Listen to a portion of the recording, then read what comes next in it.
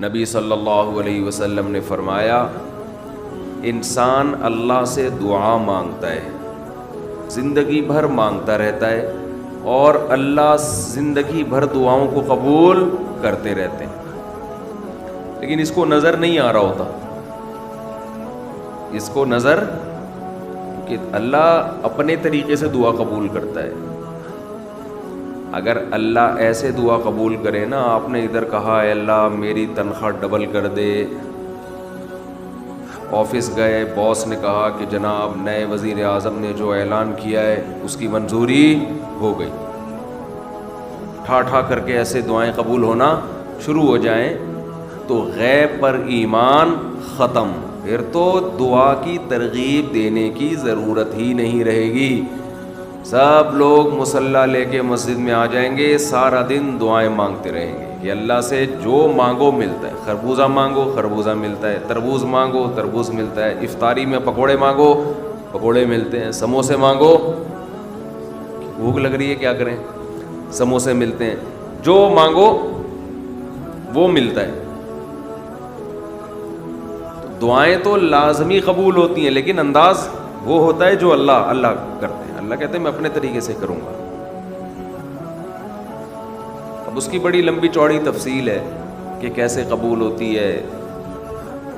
بعض دفعہ جو چیز مانگ رہے ہیں اللہ وہی دے دیتا ہے آپ کو، بعض دفعہ اس کا متبادل دے دیتا ہے، آلٹرنیٹ دے دیتا ہے، بعض دفعہ نہ آلٹرنیٹ دیتا ہے نہ وہ چیز دیتا ہے، کوئی مصیبت آنے والی ہوتی ہے، اس دعا کی برکت سے اس مصیبت کو ٹال دیتا ہے۔ آپ اپنے بیٹے کے لیے بچی کے لیے دعا مانگ رہے ہیں اس کو ٹھیک کر دے، وہ ٹھیک نہیں ہوئی لیکن دوسری نے بیمار ہونا تھا، اللہ نے اس سے وبا کو ٹال دیا۔ تو جن کا غیب پر ایمان ہوتا ہے وہ تو مانگتے ہیں، اللہ سے مانگتے ہیں۔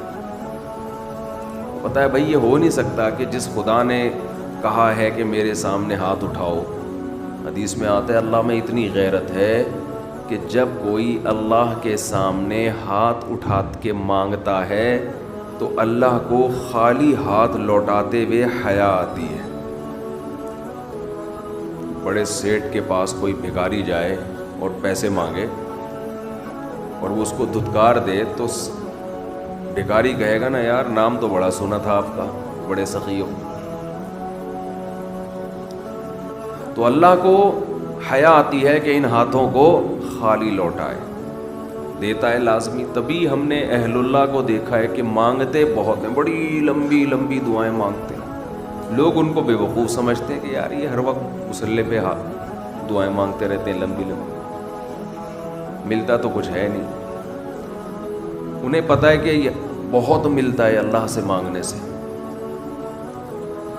لیکن اللہ کا انداز ایسا ہوتا ہے کہ صرف وہ مانگیں جن کو غیب پر یقین ہے۔ یعقوب علیہ السلام ساری زندگی مانگتے رہے اللہ تعالیٰ سے، اس مانگنے کا بدلہ کیا ملا ہے؟ دوسرا بیٹا بھی اللہ نے چھین لیا۔ عجیب بات ہے یا نہیں ہے؟ پہلا بیٹا گم ہوا تو اللہ سے اس کے ملنے کی دعائیں مانگتے رہے، دعا کیا قبول ہو رہی ہے؟ قحط پڑ گیا، کھانے پینے سے بھی گئے، اس سے بڑی مشکل، راشن لینے کے لیے بھیجا مصر اپنے بیٹوں کو، تو دوسرا بیٹا بھی بولو گیا، وہ بھی بادشاہ نے رکھ لیا۔ روتے روتے آنکھوں کی بینائی چلی گئی۔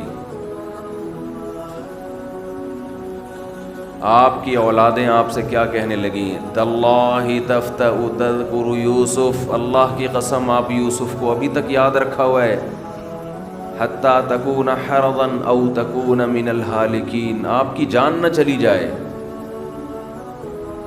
تو زبان سے یہ نہیں کہا کہ میں اللہ سے مانگ مانگ کے تھک گیا ہوں لیکن اللہ دینے کے لیے تیار نہیں ہے، میرا تو دوسرا بیٹا بھی گیا۔ جب دوسرا بیٹا بھی گیا ہے نا، اس وقت یہ الفاظ کہیں کہ آنکھوں کی بینائی چلی گئی، گھر والے کہنے لگے کیا آپ کو ابھی تک یاد ہے؟ کچھ چیزیں غیر اختیاری ہوتی ہیں، اپنے اختیار سے غم کو سوچنا یہ شریعت میں جائز نہیں ہے، لیکن کچھ چیزیں انسان کے اختیار میں نہیں ہوتی۔ وہ غم جو آپ کے اختیار میں نہیں ہے اس پہ آپ کو گناہ نہیں ملتا، بلکہ صبر پہ ثواب ملتا ہے۔ شریعت میں حکم یہ ہے کہ غم کو بھول جاؤ، اس کو ایک ہی چیز کو لے کے مت بیٹھے رہو۔ لیکن حضرت یعقوب علیہ السلام کو اپنے بیٹے سے اتنی محبت، ظاہر ہے اس بیٹے میں بہت ساری خصوصیات تھیں، وہ جانتے تھے کہ اللہ ان کو پیغمبر بنائے گا،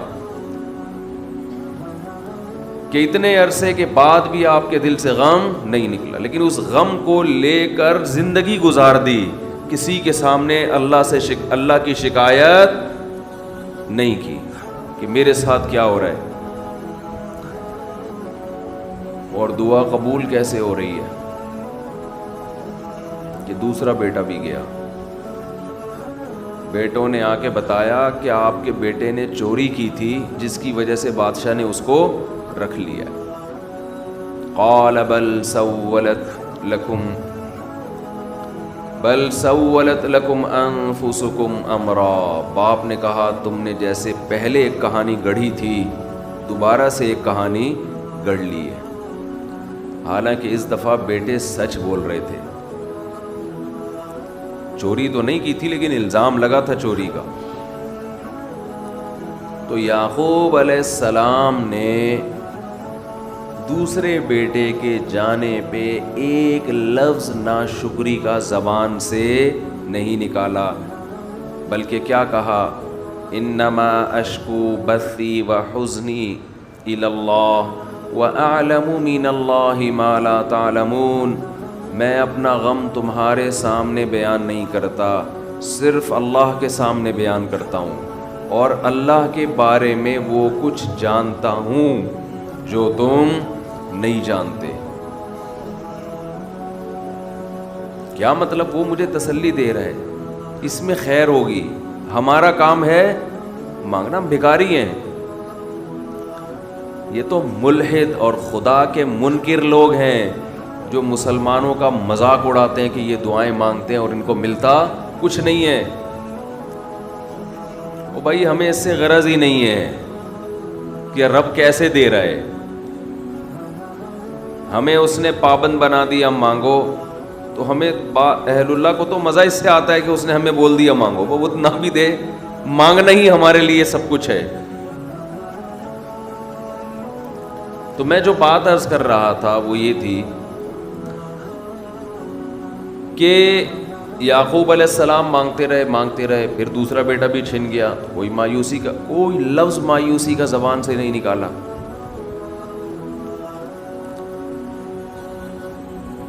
تو حدیث میں آتا ہے کہ ایک بندہ مسلسل دعا مانگتا ہے اور اللہ قبول کرتا ہی رہتا ہے، یہاں تک کہ یہ بندہ ایک دن زبان سے ایک لفظ نکالتا ہے، کیونکہ اس کو قبول ہوتے ہوئے نظر نہیں آ رہی ہوتی نا دعا، یہ زبان سے کیا لفظ نکالتا ہے کہ میں دعا مانگتا ہوں مگر اللہ قبول بولو نہیں کرتا۔ جیسے معاذ اللہ نقل کفر کہ یعقوب علیہ السلام اگر کہہ دیتے کہ اللہ کئی سال سے دعا مانگ رہا تھا بیٹا مل جائے، مگر تو نے تو دوسرا بھی چھین لیا، لہذا ثابت یہ ہوا کہ میں مانگتا تو ہوں لیکن اوپر والا قبول بولو نہیں کرتا۔ اگر یہ لفظ زبان سے نکالتے جیسے کہ آج کل لوگ نکالتے ہیں زبان سے، تو حدیث میں آتا ہے یہ جو جملہ زبان سے نکالا ہے اس کے بعد سے اللہ قبول کرنا چھوڑ دیتے ہیں، اس سے پہلے ہو رہی تھی، آپ نے یہ لفظ کہہ دیا اس کو ہلکا سمجھ کے، اللہ کے ترازو میں یہ کلمہ، یہ چھوٹا سا جملہ بہت بھاری ہے اللہ کی غضب کو دعوت دینے کے لیے. اللہ کہتے ہیں مجھے تانا دے دیا کہ میں قبول نہیں کرتا. گھروں میں جھگڑا ہوتا ہے نا, عورت کہتی ہے مرد کھلا کھلا کے تھک جائے, بیوی کہتی ہے ہاتھ تنگ کیا ہوا ہے کھلاتے نہیں ہو. بعض دفعہ آدمی کو غصہ آتا ہے کہ اب میں ہاتھ اپنا تنگ کر کے دکھاؤں گا, اب انڈے نہیں لے کر آؤں گا. میں کہتا ہوں چنگیز خان بھی, اگر کوئی چنگیز خان کی اولاد ہے نا, اس میں بھی اتنی طاقت نہیں ہے کہ بیوی کہے کہ 6 انڈے چاہیے اور وہ ان 6 کو 4 کر کے دکھا دے کہ نہیں آج 4 انڈے آئیں گے 6 نہیں آئیں گے. کوئی ہے ایسا مائی کا لال؟ کوئی ایسا مائی کا لال پیدا نہیں ہوا. تو استنبول کیسے فتح کرو گے؟ استنبول کیسے فتح کرو گے؟ سلطان محمد فاتح نے استنبول فتح کیا تھا نا. ایک بڑے بزرگ نے بڑی اچھی بات کہی کہ فرعون نے ہزاروں بچوں کو قتل کیا اور بنی اسرائیل کے نا, لیکن موسیٰ علیہ السلام جب صندوق سے نکلے فرعون نے ارادہ کیا اس کو بھی قتل کروں. فرعون کی بیوی نے کہا لا تقتلوہ, اسے قتل مت کرو. فرعون نے کہا اچھا. فرعون نے کیا کہا؟ ٹھیک, it is okay, no problem. سمجھتے ہو؟ تو یہ ہمارے لیے بڑی تسلی کی بات ہے, یہ ہمارے لیے بڑی تسلی کی بات ہے کہ جب فرعون جیسا آدمی گھر میں فرعون نہیں تھا تو ہم اور آپ کس کھیت کی مولی ہیں یار. چلتے رہو جیسے زندگی گزار رہے ہو, جتنے انڈے کہے ہیں اتنے لے آیا.